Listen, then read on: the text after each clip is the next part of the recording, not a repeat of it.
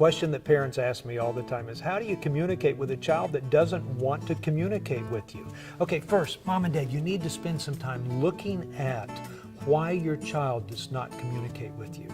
I've said it a million times. Parents have this tendency to be judgmental, authoritative, and create an atmosphere of perfection. You have to review and say, okay, am I doing that? Because if I am, it's pushing my child away. And here's the second thing you've got to look at. Most of the time, kids don't talk to their parents because they don't feel like they're going to get anywhere with them. A child wants to make choices. He wants to make his own decisions. He wants to know that he's being trained. He wants to know he's being prepared for the next level of life. He wants to know that he's engaged in such a way that he can move to independence. A child desires that. If mom and dad don't shift their parenting style to accommodate that need, then a child will usually shut down. So understand it this way. Maybe a parent spends the first part of a child's life pleasing them, and they spend the next part of their life protecting them, because most kids during the elementary school years would be dead if we didn't protect them. The third part of it is we start providing for them. We give them things. We let them, we want them to look stylish. We want them to fit in. And what we're doing is fueling a sense of entitlement and selfishness. Somewhere we've got to stop. And we stop about that age 12 or 13, where we say to our child, we're going to start preparing you. And once I make that shift of parenting, it keeps my child from having to rebel against me to get more freedom, or rebel against me to develop more responsibility. And we all know that kids are immature, right? It's because we've overwhelmed them. We've allowed them to be engulfed in materialism. We've done things, we've given them more than kids have ever had before.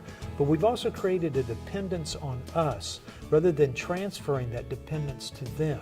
If we don't start doing that at some point in their life, they will shut down and they will see us as useless, and they will continue in that immaturity. The only way that a child develops maturity is by the assumption of responsibility. And the only way that a parent can help a child develop responsibility is to give it to them. I would tell a child this: I would like to spend once a week with you discussing things and just catching up and making sure that we're doing okay. If a child looks at me and says, you know what, I don't want to do that, then I would say this is at age 12 or 13, then I will pay for your cell phone as long as you and I get together once a week.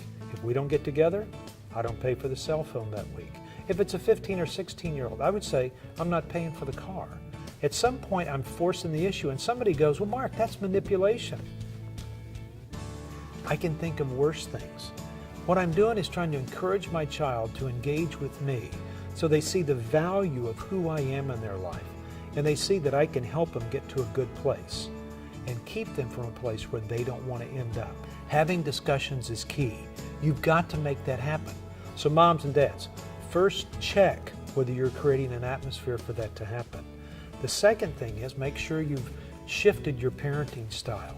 And then the third thing, force the issue. You know, hopefully a child will say, sure, I'd love to get together with you. But if they don't, take something away or reward them for getting with you that gets their attention and helps them understand the importance of having discussion with you.